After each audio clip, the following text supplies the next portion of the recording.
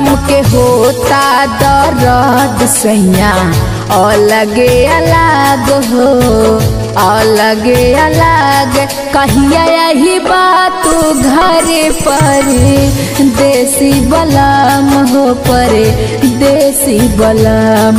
देखा रोवाता तो सक तकिया आवड़ी पलंग हो, आवड़ी पलंग कहिया यही बात घरे पर देसी बलम हो परे देसी बलम।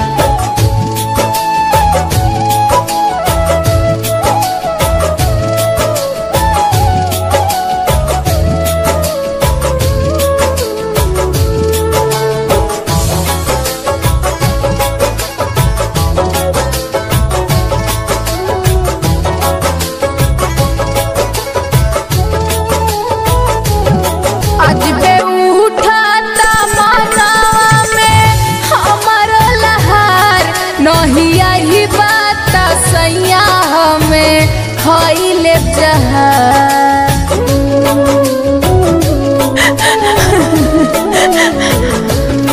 राजा जी हो मर जाई में रह के घरवा सहतानी बहुत सीतम केले घरवा लागत नाही हमारे अब मनवा हो, मनवा हो कहिया यही बात घरे वसा जनवा हो सा जनवा हो।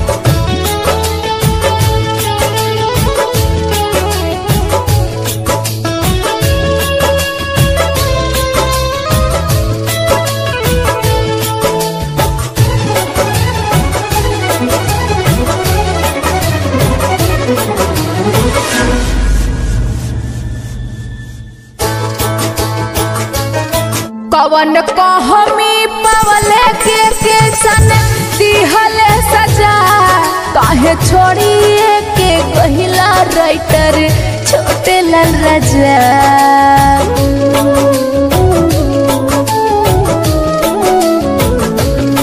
कवन कहमी पावले लहरी दिहले सजा काहे छोड़िए के कहिला राइटर छोटे लाल राजा।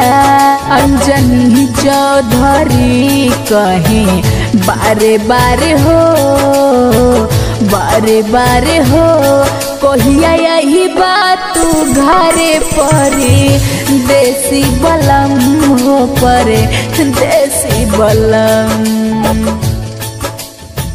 Nirala Music Entertainment presents